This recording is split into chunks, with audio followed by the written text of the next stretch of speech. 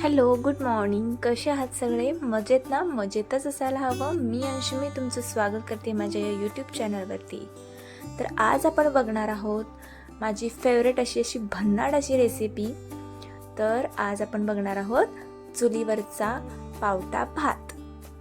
तर रेसिपीला सुरू करायच्या आधी ना, या थंडीत ना आपल्याला ही अशी भन्नाट अशी गरम गरम रेसिपी करायला खूप छान वाटते आणि थंडीच्या दिवसात खूप छान टेस्ट येते आणि खूप छान लागते. तर वेळ न घालवता मी या रेसिपीला सुरुवात करते. तर चला बघूयात.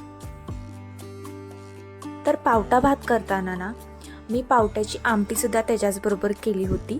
तर अशी झणझणीत अशी पावट्याची आमटी तर माझी रेडी आहे आणि त्याच्याच शेजारी मी पावटा भात बनवणार आहे. तर पावटा भात करताना आपल्याला पावटा तर लागणारच आहे, पण पावटा हा देशी असला पाहिजे. आणि तर इथे मी घेतलेला आहे चिनुला पाव आणि चिनुल्या पावट्याचीच आमटी पण मी बनवलेली आहे. तर इथे आधी गरम पाणी उकळायला ठेवूयात आणि मग त्याच्यानंतर आपण रेसिपीला सुरुवात करू.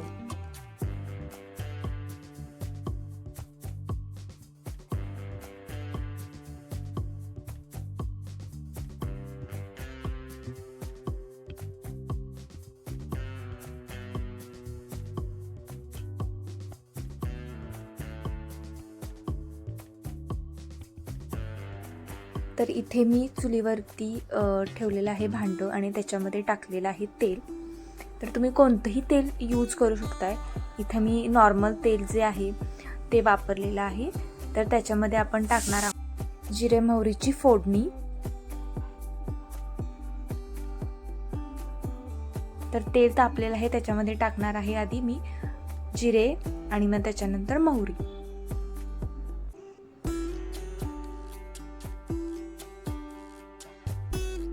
मोहरी अशी छान तडतडली पाहिजे आणि जिरे असे छान फुलले पाहिजेत.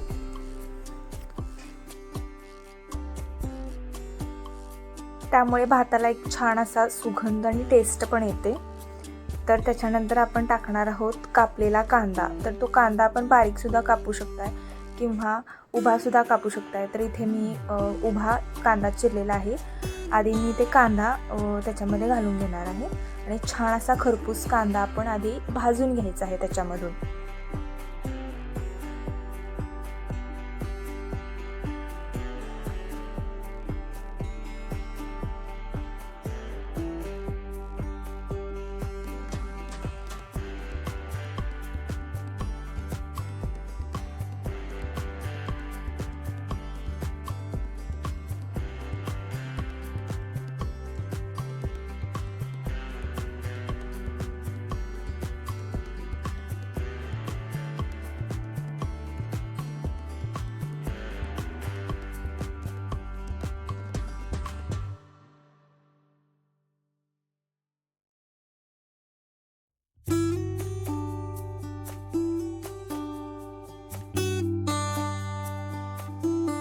तर इथे खरपूस असा कांदा भाजून झालेला आहे. आता त्याच्यामध्ये आपण घालणार आहोत टमॅटो आणि ते अगदी छान मॅश होऊसपर्यंत त्याच्यामध्ये भाजायचे आणि मग त्याच्यामध्ये आपण जो चिनुला पावटा आहे तो घालून घ्यायचा आहे.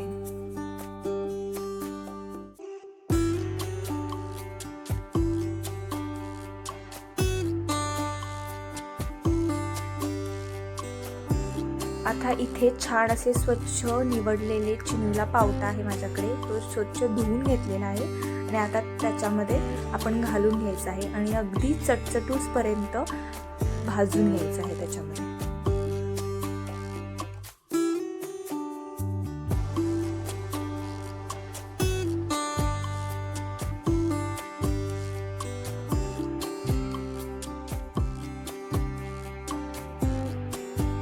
पावटा भाजून झाल्यानंतर हा इथे मी मसाला तयार केलेला आहे तो घालून घ्यायचा. त्याच्यामध्ये आलं, लसूण आणि कोथिंबीरचं वाटण घातलेलं आहे ते घालून घ्यायचं आणि ते मग भाजून घ्यायचं. त्याच्यानंतर जे गरम मसाले आहेत ते घालून घ्यायचं. इथे आहे हळद, लाल तिखट, गरम मसाला आणि गोडा मसाला तो घालून घ्यायचा.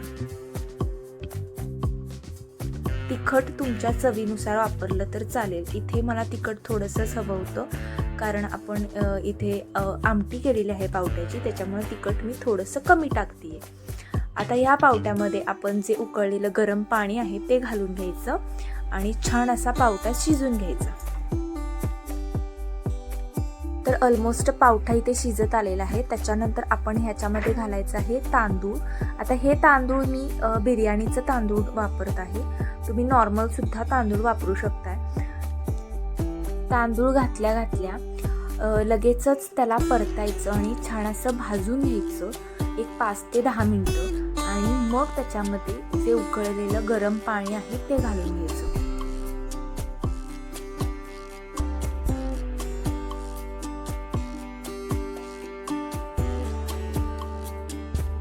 तर इथे बघू शकताय छान असा भात आणि त्याच्याचबरोबर पावटा वाफलेला आहे आणि आता त्याच्यामध्ये आपण जे गरम पाणी आहे ते घालून घ्यायचं आहे।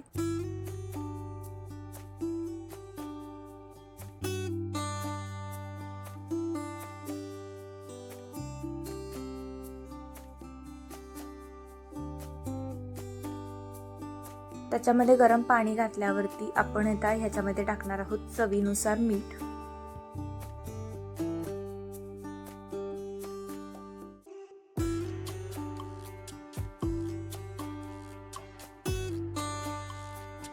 तर इथे तुम्ही बघू शकताय की अगदी छान असा भात त्याच्यामध्ये शिजा लागलाय आणि पाणी सुद्धा उकळत आहे। तर त्याला 10 ते 15 मिनिटं असाच ठेवून द्यायचं आणि मग नंतर चेक करूया की भात आपला शिजलाय का नाही ते।